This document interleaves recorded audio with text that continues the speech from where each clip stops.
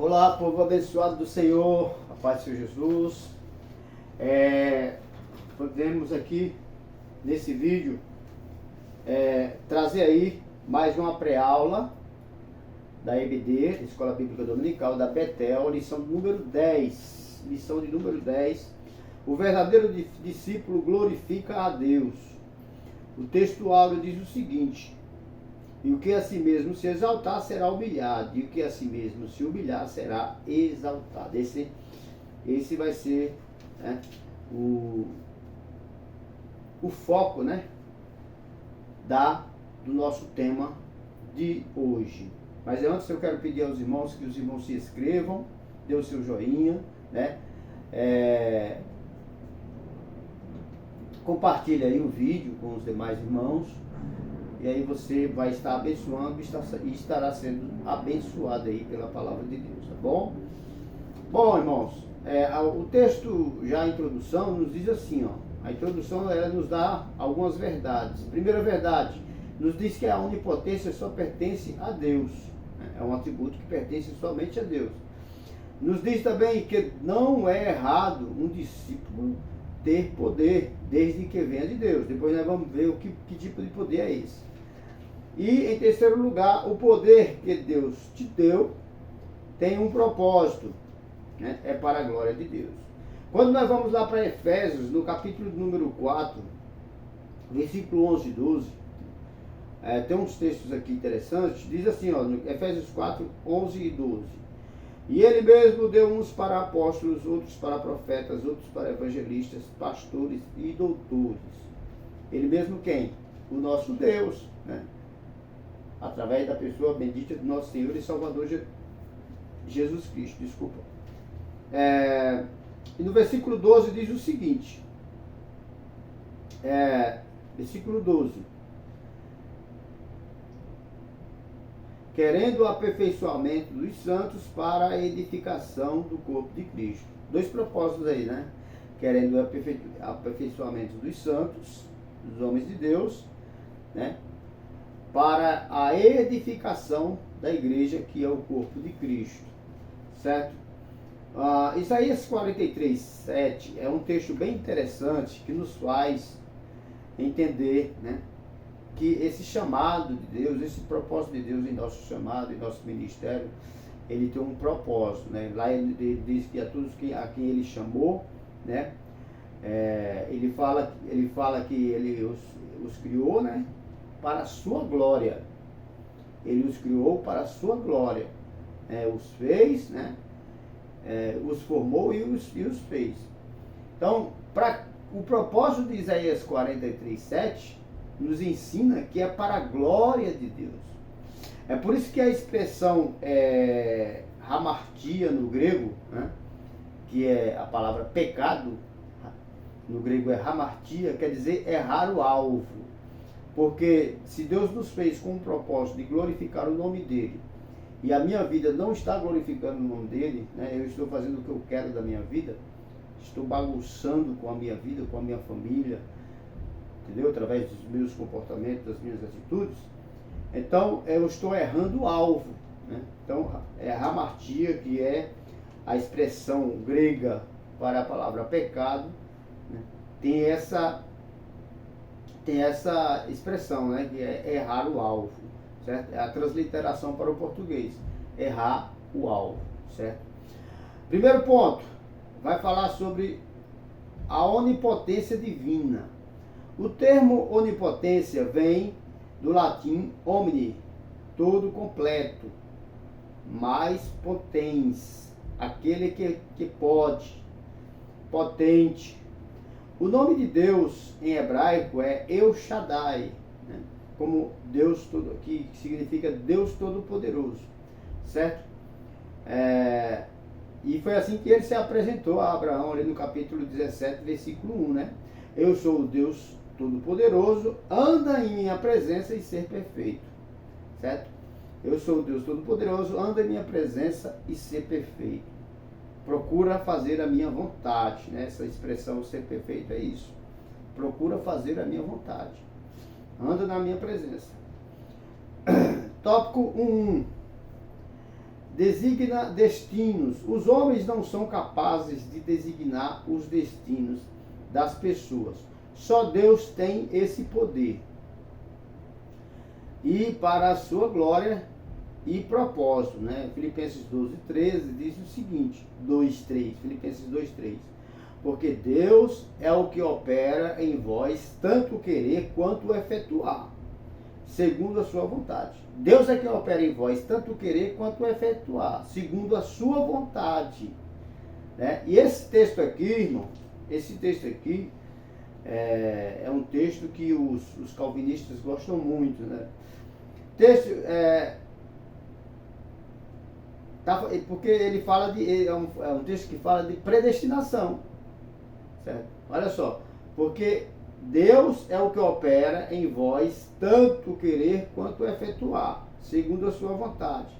Aí tem lá em Filipenses também, em Efésios, perdão, tem um texto lá também que fala sobre isso, né? Efésios, capítulo de número, deixa eu ver aqui, Efésios 4 e 5. Vamos ler lá, irmãos, Efésios 4 e 5, o que é que diz lá? Efésios 1, 4 e 5. Olha o que é que diz. Como também nos elegeu nele antes da fundação do mundo, para que fôssemos santos e irrepreensíveis diante dele. Olha só, nos elegeu, está falando da eleição, né? Da eleição, né? Que é a predestinação.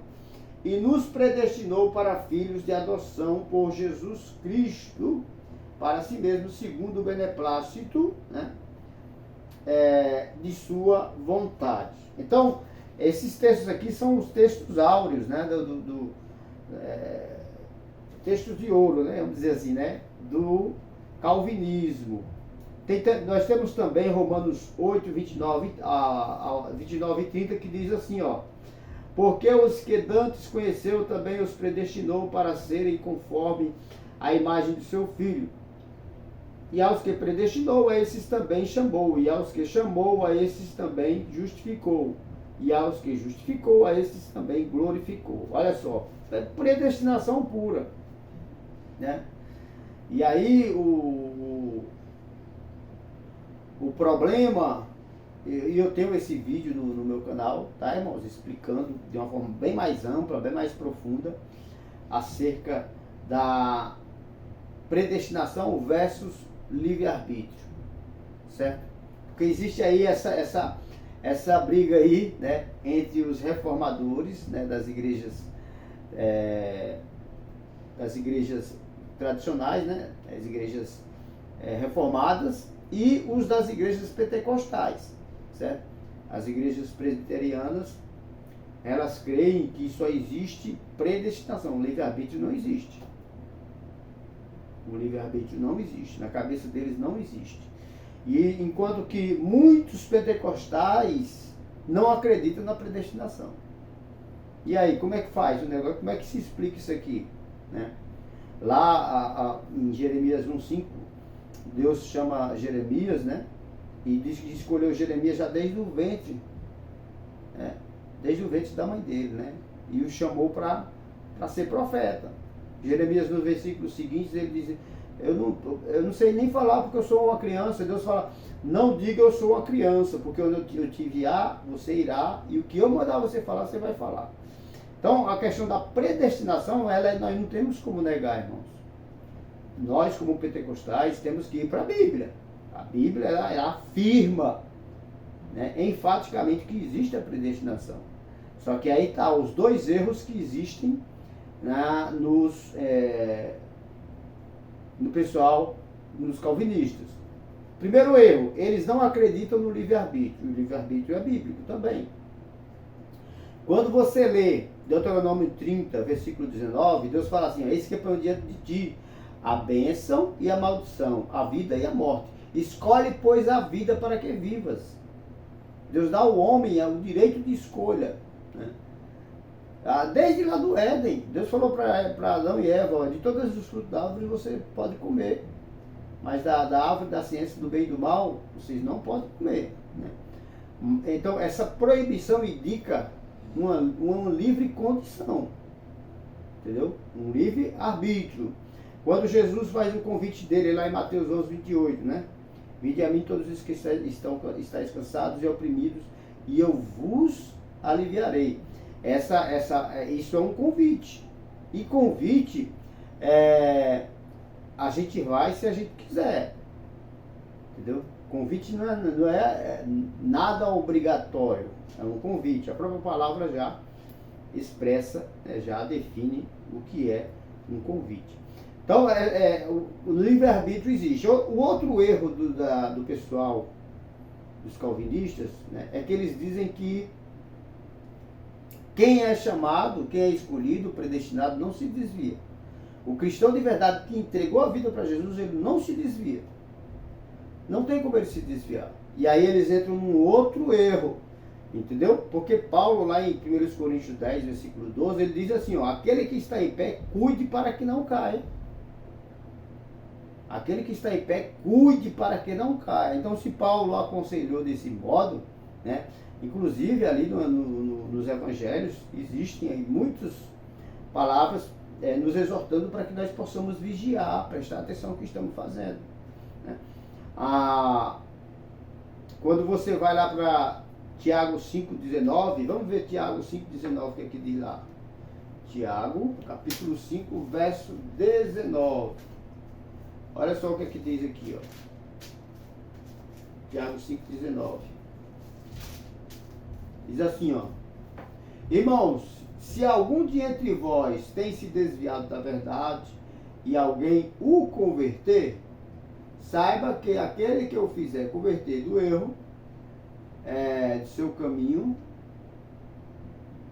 do seu caminho, um pecador salvará da morte uma alma.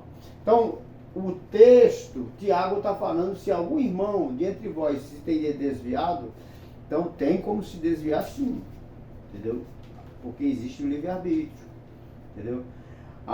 Deus ele não chama, Deus não criou robôs, entendeu? Mecanizados para entendeu? Ser daquele formato que ele quer e pronto, acabou. Não. Ele criou seres, entendeu? Com liberdade de ir e vir. Só que é o seguinte, nós temos uma consciência, na nossa consciência nós sabemos o que é certo e o que é errado. E sabemos também que se nós praticarmos o errado, vai ter as consequências. Mas se praticarmos os certos, as consequências boas também virão. Certo? E é isso aí, por isso que existe o juízo. Né? O juízo, né? Porque aí quem errou de propósito, errou sabendo que estava fazendo o que estava fazendo, certo? Continuando aqui, irmãos.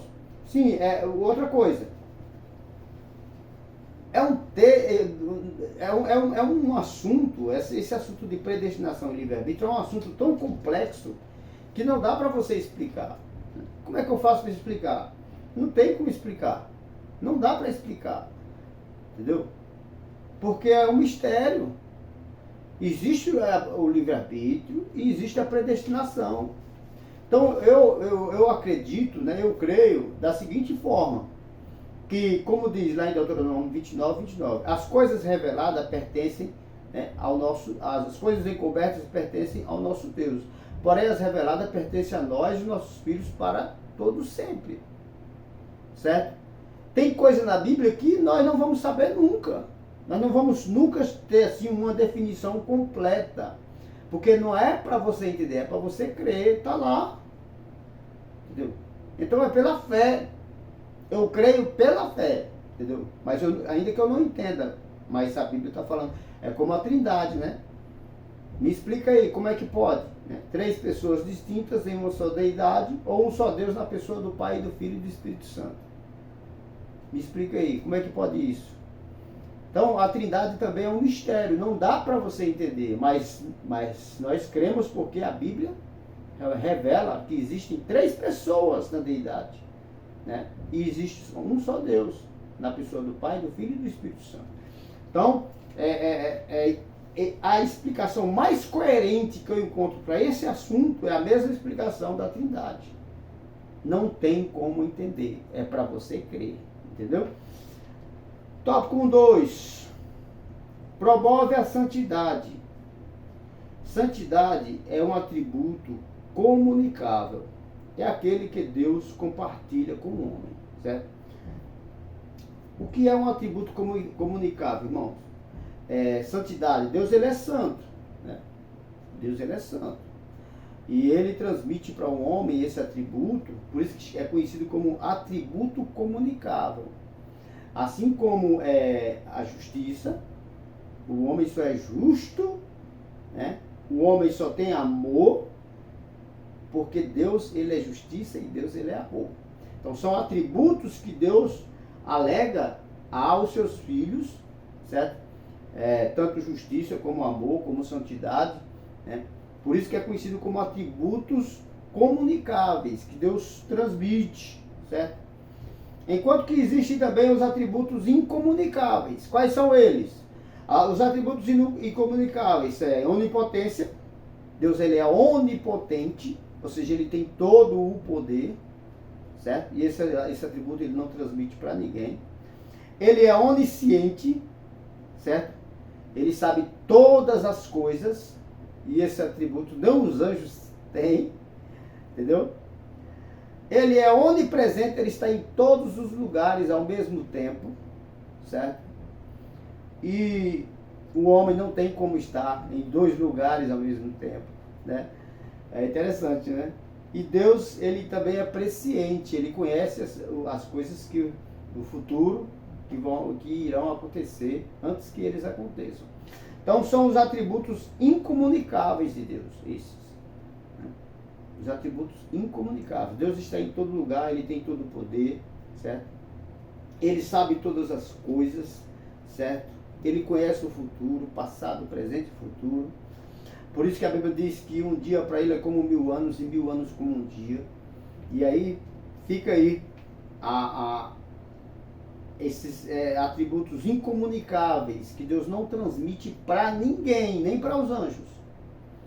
Entendeu? Agora os atributos comunicáveis, onde o texto está se referindo sobre santidade, só vem do Senhor nosso Deus. Você só vai encontrar santidade quando você entrega a sua vida na presença dele, você se prostra diante dele, reconhece que ele é Senhor da tua vida, entendeu?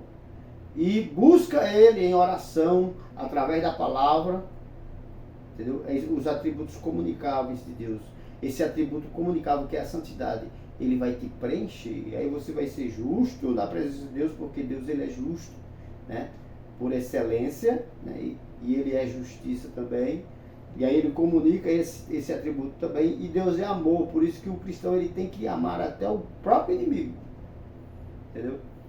Porque o mundo ama só quem ama eles, mas o cristão de verdade, ele ama o próprio inimigo, entendeu? Certo? Continuando aqui, nesse mesmo assunto, diz que a palavra santo quer dizer kadosh, do hebraico, que significa separado, né? Como está lá em Romanos 8, versículo 1, diz assim, ó, portanto agora nenhuma condenação há para os que estão em Cristo Jesus, que não andam segundo a carne, mas segundo o Espírito. Certo? Santidade fala de separado. Separado de quê? Do mundo, das coisas desse mundo. Você já não faz parte daquilo que alimenta a carne. Por isso que o texto diz, bem-aventurado, né? Portanto, nenhuma condenação há, Romanos 8:1. Portanto, nenhuma condenação há para os que estão em Cristo Jesus, que não andam segundo a carne, segundo o mundo, né? Na bebedeira, nas farras, na prostituição, no adultério, fazendo tudo conforme a sua vontade, né? Então, quando a pessoa está nessa condição, nenhuma condenação há para ele, né? Porque ele não anda segundo a carne, mas segundo o Espírito. O Espírito, porque nós somos tricotômicos, nós somos corpo, alma e espírito. O nosso corpo é o invólucro, onde está contida a alma e o espírito. A nossa alma é a sede dos desejos, dos sentimentos e das emoções, certo? E o espírito é aquela partícula que veio de Deus, que Deus soprou nas narinas de Adão o fôlego de vida. Então o Espírito é que faz o homem sentir a necessidade de adorar a Deus, enquanto que a carne sente a necessidade de usufruir das coisas desse mundo, certo? E é através da alma que essas coisas acontecem, entendeu? Porque o homem só sente, os desejos vêm através da alma, certo? Os desejos vêm através da alma. Quando você faz a vontade da carne, por exemplo, ódio, né? O seu corpo tá irado, certo? O espírito fica triste. Seu espírito fica triste. Porque já não tá, você não está fazendo a vontade de Deus, você está fazendo a vontade da carne, certo? E aí, se você pegar todos os desejos da carne e querer preencher, como diz Provérbios, diz que existe um vazio, Deus criou um vazio dentro de nós, e se nós quisermos preencher esse vazio com as coisas desse mundo, nós nunca vamos querer, nós nunca iremos conseguir preencher. É como querer preencher o monte, né? Aliás, o Grand Canyon com um alfinete. Eu vou jogar um alfinete aqui e vou preencher o Grand Canyon, que é uma das maiores crateras do mundo. Mesma coisa. Pode vir dinheiro, pode vir prazeres, pode vir o que for, pois esse vazio só pode ser preenchido pela presença de Deus. Quando você tem a presença de Deus, aí sim, esse vazio é preenchido. Tem um autor de um livro que eu li, que ele fala que dentro de nós existem dois cães, dois cachorros, né? Um bom e um ruim, o do bem e o do mal. Um que faz a vontade da carne e o outro que faz a vontade do Espírito. Aí ele faz a pergunta, qual dos dois vai vencer a briga? Esses dois cachorros, eles estão brigando dentro de nós. Qual dos dois irá vencer a briga? Aquele que você alimentar mais. Se você alimentar o cachorro da carne, né, com as coisas desse mundo, o cachorro do Espírito vai perder a luta. Entendeu? Porque o cachorro da carne vai matar o cachorro do Espírito. Se você alimentar o cachorro o pitbull do Espírito, se você alimentar ele com a palavra de Deus, com oração, com a vida na presença de Deus, quem vai perder é o cachorro, o pitbull da carne. Então essa briga é feia, entendeu? Mas se nós estivermos na presença de Deus, buscando o Senhor, adorando ao Senhor em santidade, buscando a presença dEle, reconhecendo que somos pecadores e que precisamos da misericórdia dEle em nossa vida, o Espírito vai vencer essa guerra, entendeu? E a vontade da carne vai perder, entendeu? Então é isso.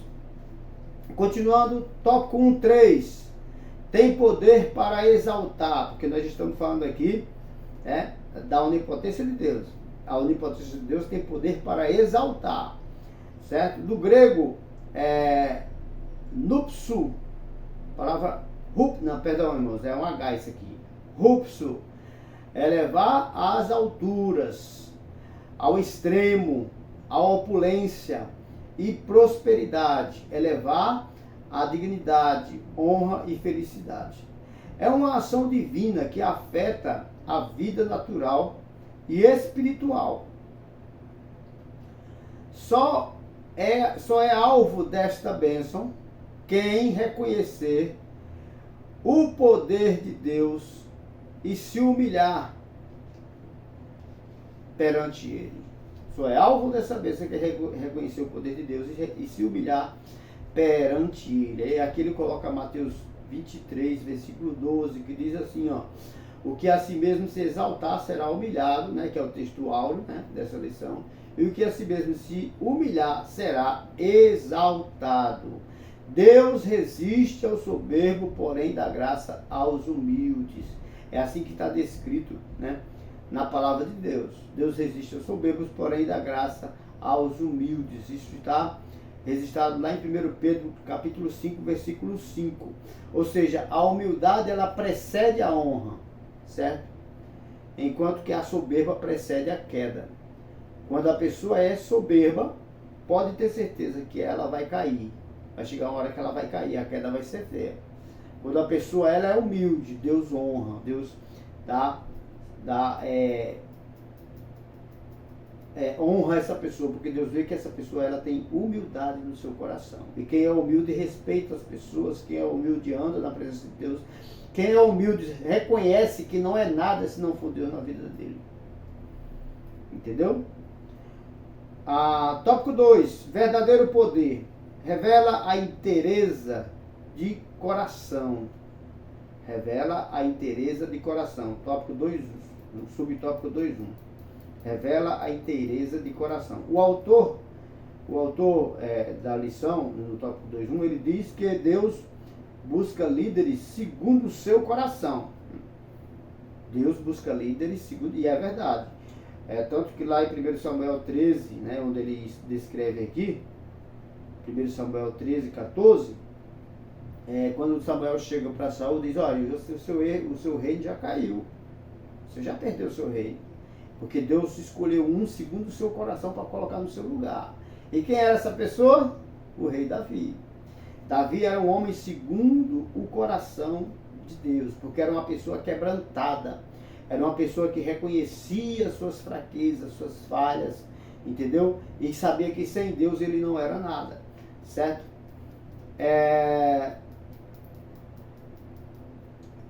Mas uma pergunta aqui: por que Deus busca pessoas, né, assim, segundo o seu coração? Segundo o coração, quando a Bíblia diz segundo o seu coração, está falando do coração de Deus, né? Deus escolheu Davi, que era um homem segundo o coração de Deus, certo? Por quê? Porque quando você lê Jeremias, no capítulo 17, versículo 9, o texto nos diz que enganoso é o coração do homem mais do que todas as coisas. E é mesmo. O nosso coração nos engana, entendeu? Se você for pelos seus sentimentos, se você for pelas suas emoções, né, por aquilo que você pensa, por aquilo que você acha, você vai se enganar.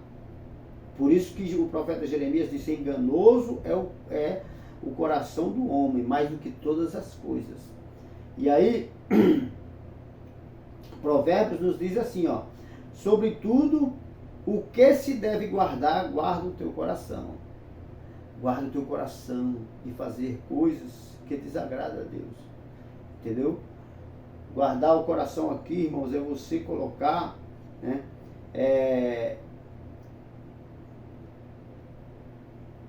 proteger e não estimar ele, entendeu? Mas proteger ele das coisas, dos sentimentos carnais, sabe? Proteger sua mente, suas emoções, suas vontades. Isso é guardar o coração, porque o coração ele é enganoso. Salomão ele pecou muito por conta disso aí. Quando você lê lá no capítulo 2 de Eclesiastes, ele diz, ele contando dos seus pecados, no final ele fala assim, ó: e tudo isto era vaidade. No final percebi que tudo isso era vaidade. A palavra vaidade, né, quando você vai olhar no significado da palavra vaidade, né, a transliteração da palavra vaidade quer dizer correr atrás do vento. Correr, irmão, se você correr atrás do vento, o que é que você vai conseguir? Você não vai conseguir nada. As pessoas vão olhar para você e dizer: vocês estão doidos. Porque ninguém consegue pegar o vento. Você vê ele onde ele está, mas você não consegue pegar ele. Então, o Salomão falou da sua vaidade, de tudo que ele usufruiu, de todos os seus pecados. E no final ele percebeu que tudo era vaidade, mostrando o seu arrependimento. Certo, irmãos? Vamos continuar aqui. 2.2, tópico 2.2, subtópico 2.2. É isso mesmo? Subtópico 2.2, isso mesmo. Isso mesmo, verdadeiro poder revela a inteireza de coração, né? 2.2 é agente do bem, certo? Subtópico 2.2 diz que o verdadeiro poder de Deus, ele é agente do bem, certo? A bondade é a essência de Deus, Marcos 10:18. Né? A bondade é a essência de Deus. Vamos ler a palavra de Deus, irmãos? Marcos 10:18. Marcos 10:18. O que diz lá?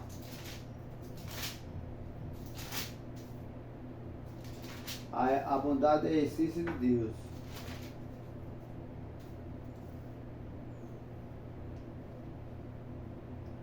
falando do jovem rico, o texto de Mateus ele é mais claro e ele é mais completo, que são livros sinóticos, né, irmãos? Vamos ler lá em Mateus, que é melhor. Mateus 19, ele é mais completo. Diz assim, ó. E aconteceu que, concluindo Jesus, do verso 16, Mateus 19, do verso 16, vamos lá.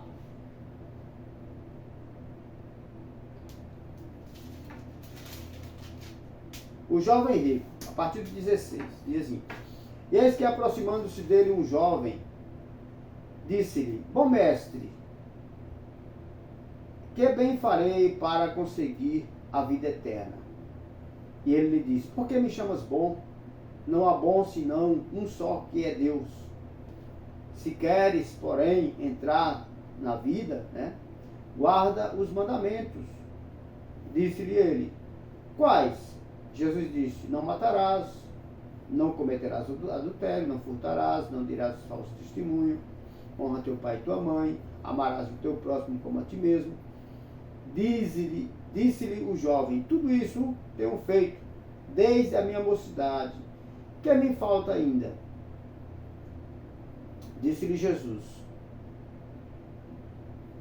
se queres ser perfeito, vai, vende tudo o que tens e dá aos pobres, e terás um tesouro no céu. E vem e segue-me. E o jovem, ouvindo essa palavra, retirou-se triste, porque possuía muitas propriedades. Olha só, irmãos. Quando o texto, Jesus ele está falando aqui com esse jovem, né? O jovem se dirige para ele e diz: bom mestre, que farei para herdar a vida eterna? Aí Jesus diz: por que me chamas bom, senão por que me chamas bom?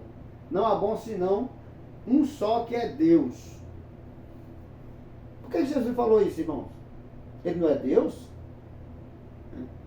E os testemunhos de Jeová gostam muito desse versículo, viu? Eles dizem: não, Jesus não era Deus, porque ele aqui está falando, ó, não há bom senão um, que é Deus. Por que ele estava falando, ele usou essa expressão? Aí nós precisamos entender o porquê, né? Primeiro, para quem Jesus estava se dirigindo? Para quem Jesus estava se expressando? Era para um jovem rico, certo? Olha só o que diz o versículo 16. Bom mestre, que farei para conseguir a vida eterna? Né? Verso 16. Eis que, aproximando dele, um jovem rico. Né? Aí Jesus diz: por que me chamas bom, se não há, se um só é, senão um só, que é Deus? Somente, Jesus estava dizendo para ele: somente Deus que é bom. Por que você me chama de bom? Aí, nós temos que entender o porquê. O jovem era um jovem rico, e com certeza, irmão, esse jovem era muito bajulado. Entendeu? Ele era muito bajulado pela sociedade. Entendeu? Jesus, querendo dar exemplo para ele, como ser humano, que Jesus também era homem 100% Deus, Jesus disse: por que você me chama de bom? Se bom só há um, que é Deus. E aí, Jesus quer dar esse exemplo para ele, para ele reconhecer que ninguém é bom. Não existe ser humano bom. Todos nós somos maus. Nós herdamos de Adão essa natureza pecaminosa, sabe? Que só nos inculca coisa que não presta. Entendeu? E Jesus, sabendo disso, ele usou essas palavras para fazer aquele jovem acordar para a vida. Em segundo lugar, era um jovem religioso. Era um judeu, né? Jovem e religioso. Além de rico, era jovem e era um judeu religioso. Porque Jesus disse: ó, você quer herdar a vida eterna? Não matarás, não roubarás, não darás falso testemunho, não adulterarás. Ele disse: tudo isso aí eu faço. Entendeu? Eu faço tudo isso aí. O que é que falta mais? Ele era um religioso, irmão. Um homem de Deus que tem Jesus na sua vida e tem convicção da sua salvação, ele não sai perguntando, Senhor, o que é que eu faço para herdar a vida eterna? Porque ele sabe que a sua vida eterna está em Cristo. Ele tem convicção da sua vida eterna. E ele sabe que não é pelas obras que ele é salvo. É pela misericórdia de Deus. Certo? Então a pergunta dele é porque ele não tinha convicção da salvação dele. Ele era só um religioso. Ele fazia aquilo ali só como um ato, né, de religião. E aí ele se achava bom. Se achava uma pessoa boa. Se achava uma pessoa, né, certa diante de Deus, né? Eu faço as coisas certas, então eu acho que não, né? Mas eu vou perguntar para ele, para ver se ele consegue me... Com certeza, ali no subconsciente dele, ele não tinha convicção da salvação dele. Porque havia alguma coisa que travava a vida espiritual daquele jovem. E aí Jesus entra justamente nesse ponto. Quando Jesus fala assim, ó, você quer dar a vida eterna? No versículo de número 21. Ele diz assim, ó, disse-lhe Jesus, se queres ser perfeito, vai, vende tudo que tens e dá aos pobres, e terás um tesouro no céu. E vem e segue-me. Entendeu? Essa expressão perfeito do grego é teleios, que quer dizer maduro, completo. Você quer ser uma pessoa madura espiritualmente, uma pessoa completa? Venda tudo que você tenha e dê aos pobres e siga-me. Por que Jesus falou aquilo ali, irmãos? É pecado ser rico? É pecado ter dinheiro? Claro que não. Não existe problema nenhum em ter dinheiro, né? No mundo sempre vai existir os ricos e os pobres e os ricos. E ai dos pobres se não fossem os ricos. E ai dos ricos se não fossem os pobres. Entendeu? Então o problema não é ser rico. O problema desse jovem é que a riqueza, entendeu, era o centro da vida dele. Ele era um avarento. Ele era uma pessoa que amava o dinheiro mais do que todas as coisas. Entendeu? Por isso que Jesus fala assim, ó, do que adianta um homem ganhar o mundo inteiro se perder a sua alma? Do que adianta um homem ganhar dinheiro, ter posses, ter tudo, se perder a sua alma? Entendeu? Então era o caso desse jovem aqui. Foi por isso que Jesus conhecia ele por dentro, o coração daquele jovem. E Jesus tratou ele dessa forma, porque o texto nos fala que ele, no versículo 22, diz que o jovem, ouvindo essas palavras, retirou-se triste, porque possuía muitas propriedades. Por que ele retirou-se triste? Porque Jesus tocou na ferida, né? Tocou na ferida, ele disse, não, rapaz, entendeu?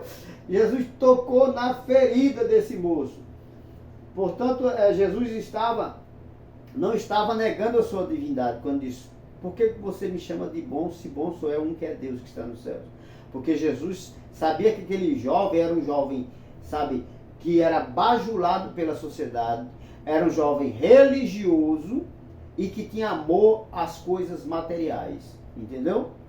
E aí, irmão, Jesus, quando você lê João capítulo 15, versículo 13, diz, olha o que Jesus fala aqui, ó.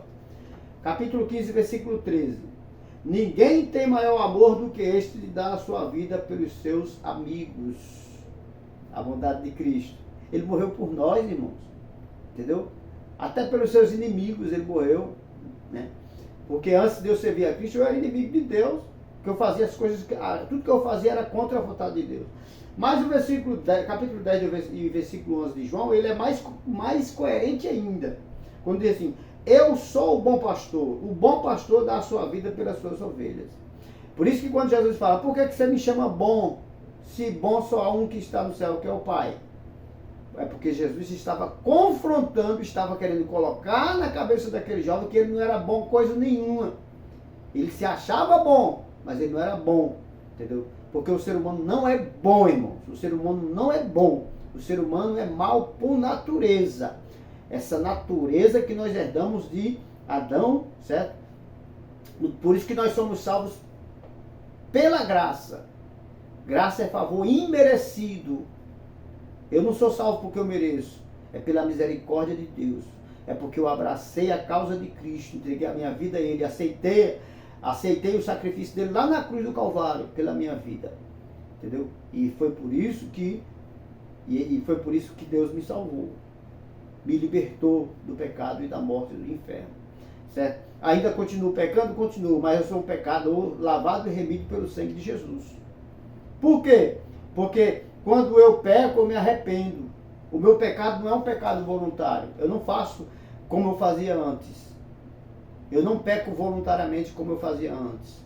Eu peco na forma de tropeços, sabe? Na hora da raiva você pode falar alguma coisa que você magoou alguém, entendeu? E essas coisas acontecem, eventualidades. Mas o importante é você consertar aquilo na hora. Até porque você tem o Espírito Santo de Deus. Seu coração, ele recebe de Deus o impacto. E você diz, meu Deus, tem de misericórdia de mim, eu errei. Certo? Porque você tem o Espírito Santo de Deus e tem a sua consciência como um sininho, sabe? Que fica ali te perturbando. E você se arrepende de Deus. E o Espírito Santo de Deus continua na tua vida. Vamos aqui, irmãos, continuar. 2:3. É solidário. É solidário. Certo? O poder de Deus, ele é solidário. O verdadeiro poder de Deus, ele é solidário. O termo vem do latim solidus, firme, inteiro. Está relacionado à palavra salvus, né? Ou salvo, em boa saúde. Certo? Gaio era um líder solidário e foi reconhecido pela boa saúde da sua alma, né? Como está lá no versículo 2, né? do Evangelho, do terceiro Evangelho de João, no versículo 2 diz assim: amado, desejo que te vá bem, assim, bem em todas as coisas, e que tenha saúde, assim como vai bem a tua alma. Certo? Então, ele era uma pessoa solidária e tinha uma alma saudável, porque ele tinha a presença de Deus em sua alma. Certo? O versículo 2 também, né,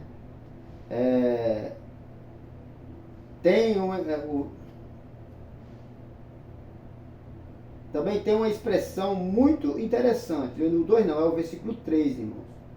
Eu acho que eu coloquei errado aqui. O versículo 3 tem uma expressão muito interessante. Olha só o que diz aqui, ó. Versículo 3. Vou pegar só a parte que interessa aqui. E os irmãos testificaram como tu andas na verdade. João está falando para Gaio. Os irmãos daí estão testificando de você, como tu andas na verdade. A expressão andar na verdade é eudu, que quer dizer fazer uma boa viagem. Andar na verdade é fazer uma boa viagem. Aí o versículo 4 complementa: não tenho maior gozo do que este, de ouvir que os meus filhos andam na verdade, de ouvir que meus filhos eudu, que é a expressão do grego, que quer dizer fazem uma boa viagem. Andar na verdade, irmãos, é fazer uma boa viagem. É certo que quem anda na verdade sofre, entendeu? Sofre, porque sempre procura fazer a coisa certa.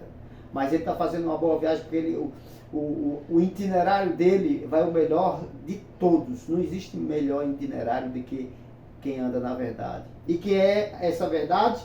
É o nosso Senhor e Salvador Jesus Cristo. Certo? Então, quem anda na verdade, ele é solidário. Certo? Ele recebe os irmãos, ele abraça os irmãos. E o andar na verdade fez com que os outros demais irmãos seguissem os passos de Gaio.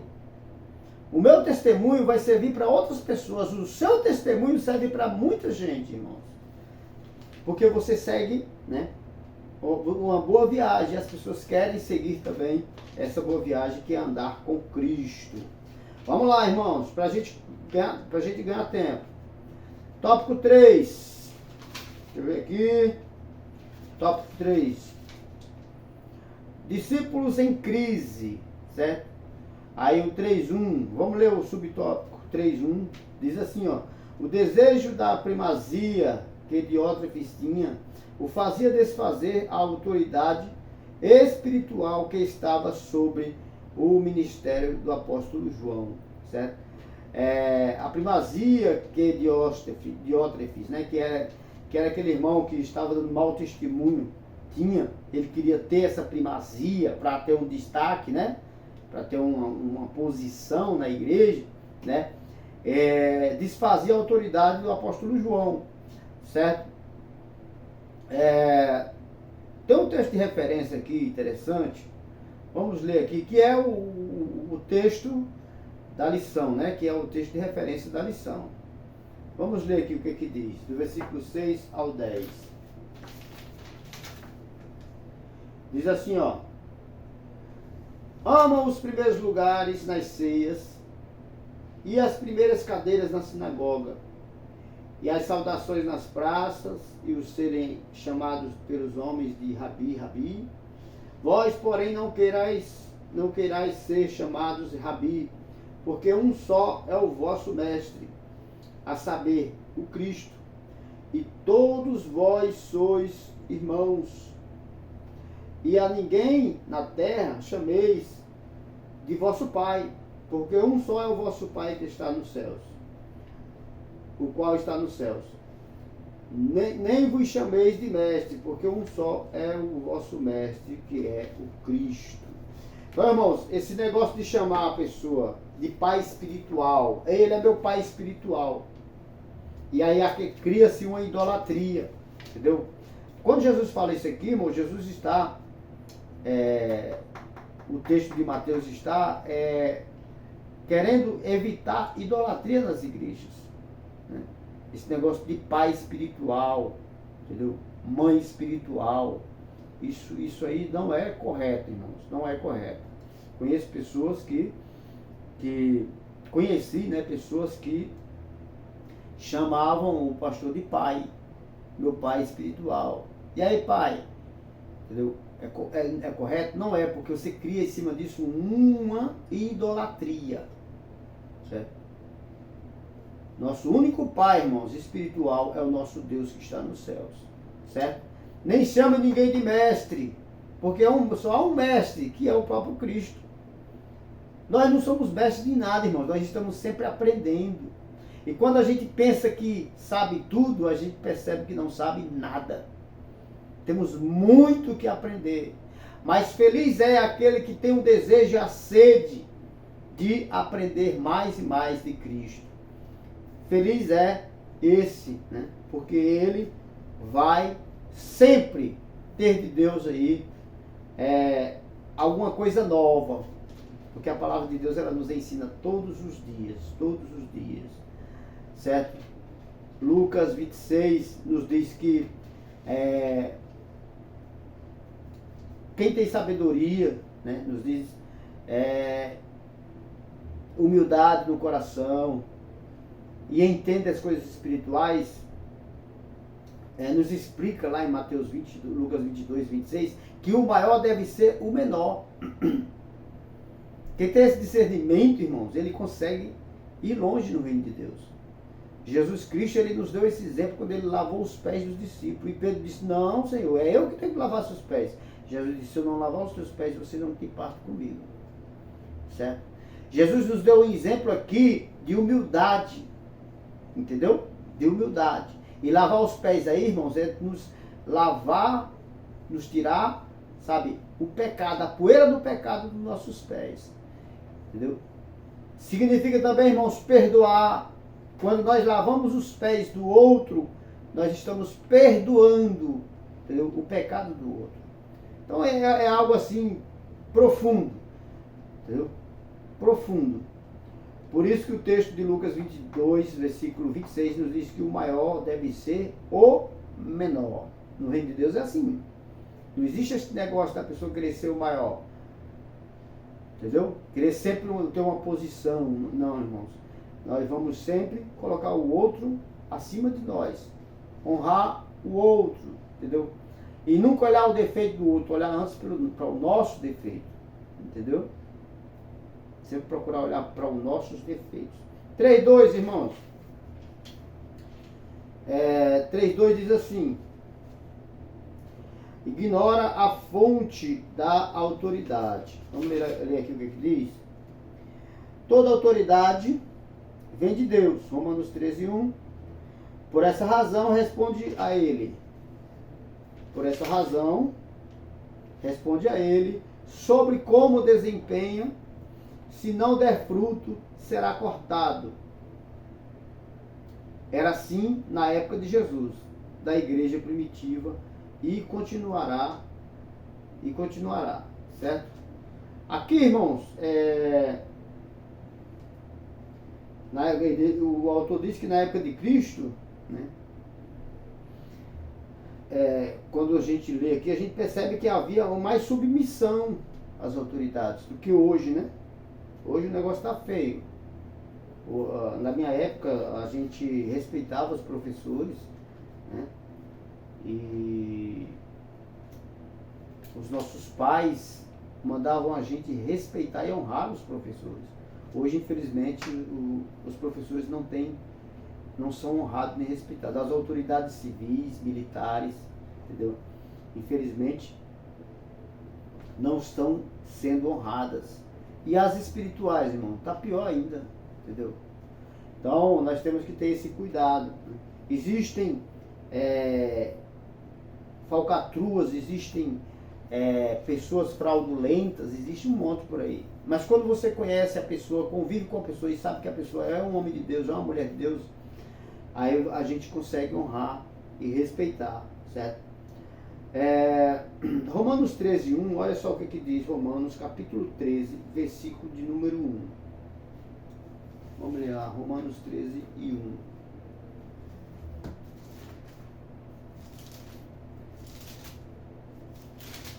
Diz assim, ó: toda alma esteja sujeita às autoridades superiores, porque não há autoridade que não venha de Deus, e as autoridades que há foram ordenadas por Deus. Todas as autoridades, irmão, seja polícia, seja professor de escola, seja médico, toda autoridade é constituída por Deus, certo? E hoje, infelizmente, a nossa sociedade em geral não estão respeitando as autoridades, né? Vamos ler Lucas 13, do 6 ao 9. O que é que diz lá? Lucas 13, do 6 ao 9. Para nós saber mais sobre essa questão de honrar as autoridades. Lucas 13, do 6 ao 9. Fala assim, ó: e dizia esta parábola: um certo homem tinha uma figueira plantada na sua vinha e foi procurar nela fruto, não achando. E disse ao vinhateiro: eis que há 3 anos venho procurar fruto dessa figueira e não acho, corta, porque ela ocupa ainda a terra inutilmente. E respondendo ele, disse-lhe: Senhor, deixa este ano até que eu a escave e a esterque, e se der fruto, ficará. Se não der, depois a mandarei cortar. Né? Jesus conta essa parábola do homem que ele chega na sua vinha, ele acha aquela na vinha ele acha aquela figueira que não dava fruto, né? E ele já tinha buscado 2 a 3 anos fruto naquela vinha, certo? 3 anos e não achava fruto. E ele manda arrancar. E o rapaz fala assim, o vinhateiro fala: não, deixa por mais um ano aí, né? Se ela não der fruto, eu corto. A princípio, irmãos, a priori, essa parábola fala de Israel, viu? Essa palavra, ela fala de Israel, né? Segundo alguns historiadores, né? E analisando, eu também creio que a princípio ela fala de Israel. Só que Jesus pega essa parábola falando de Israel e faz também a aplicação dela, serve também para a igreja, certo? Serve para a igreja. Porque também, irmãos, se na igreja o cristão não produzir fruto, ele é arrancado. Entendeu? Se ele se diz obreiro, se ele se diz homem de Deus ou mulher de Deus, mas ao invés de produzir fruto, tá ocupando espaço inutilmente. Ocupar espaço inutilmente, irmãos, é você, quando você não produz, entendeu? Você provoca escândalo, você é uma má referência. Aí então você, ao invés de adiantar, você faz atrasar, entendeu? Então Deus arranca, entendeu? Deus arranca. Como diz lá na parábola lá em João capítulo 15, né? Jesus diz, eu sou a videira verdadeira e meu pai é o lavrador. Toda vara em mim que não dá fruto, arranca. Arranca. E joga no canto, quando secar, taca fogo. Jesus está falando disso aí. Então que nós possamos ter essa...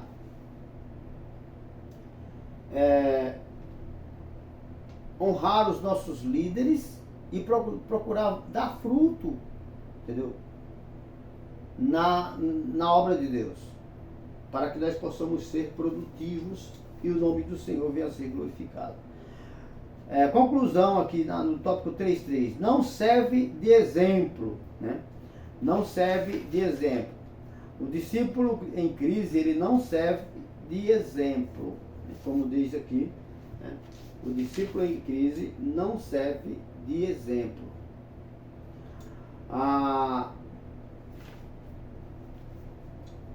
Deixa eu ver aqui. Não serve de exemplo.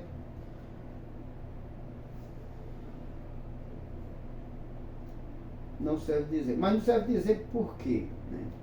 Porque está sempre olhando o defeito dos outros. Vamos ler aqui o tópico, diz assim, ó.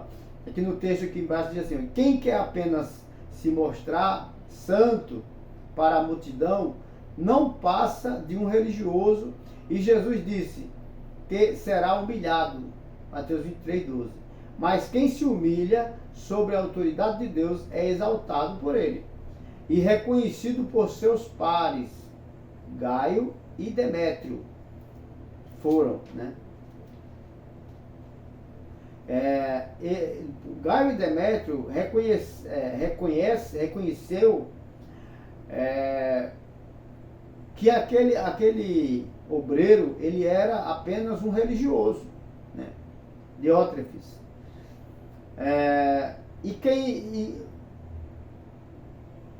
Quem não serve de exemplo, irmão, ele está sempre olhando o defeito dos outros, nunca olha para si mesmo.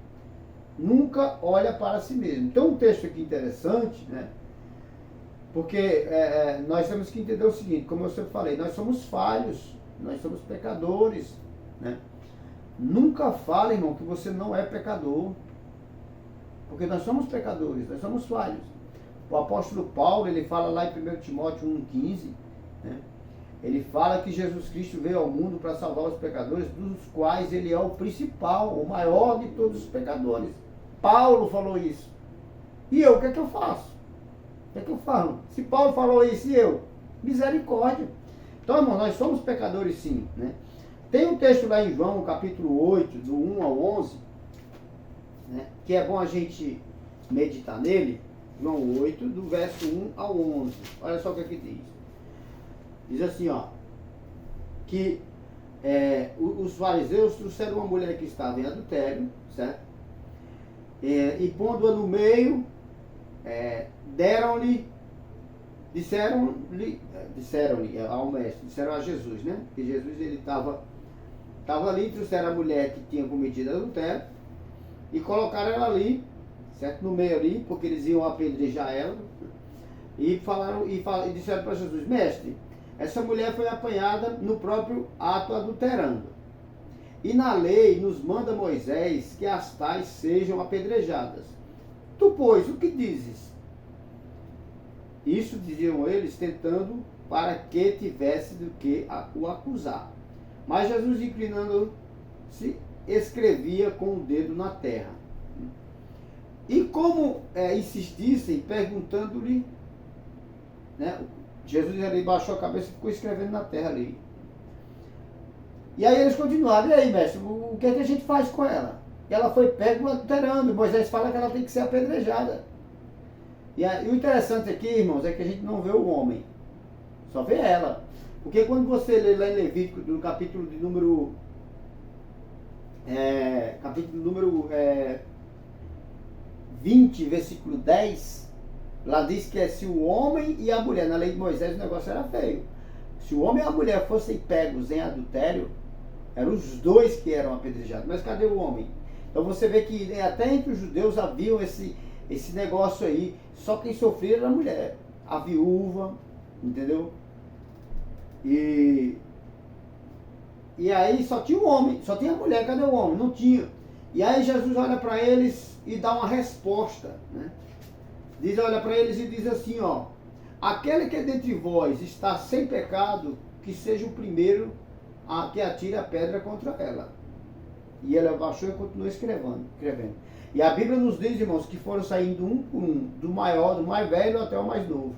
Por que do mais velho? Porque o mais velho tinha mais consciência, né? Os mais novos, vendo que os mais velhos estavam saindo, começou a sair também. E aí, é como se Jesus tivesse colocado um espelho na frente dele. Como está descrito aqui, ó, de Tiago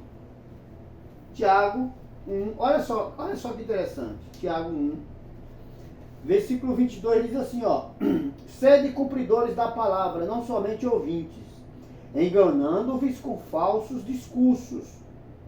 Porque se alguém é ouvinte da palavra e não cumpridor, é semelhante ao varão que contempla ao espelho seu rosto natural, porque se contempla a si mesmo e foi-se e logo se esqueceu de como era. Então a Bíblia nos diz, irmãos, que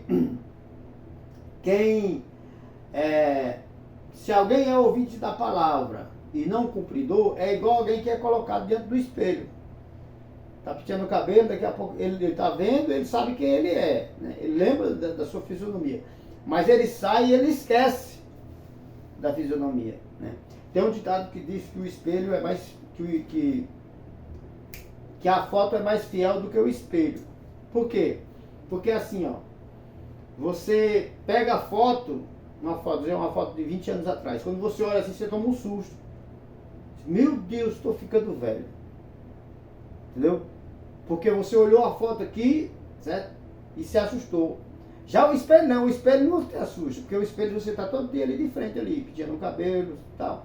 Não se assusta. Então, você vai ficando velho gradativamente e não percebe, né? Da mesma forma é a palavra de Deus. A palavra de Deus é como um espelho, entendeu? Que é colocado diante de você. Você tem que olhar para você, ver seus defeitos, não pode se esquecer. Mas tem que estar todo dia ali de frente. Jesus colocou o espelho da palavra diante deles. E aí eles tiveram que bater em retirada. Não ficou ninguém, certo? Então, é muito bom nós aprendermos essa lição, irmãos. De estarmos diante da palavra de Deus, a Bíblia Sagrada. Ela é o espelho que reflete quem somos, né? Para que nós possamos consertar nossas vidas, tá bom? Um abraço a todos e que Deus fale mais forte aos nossos corações. Fica na paz.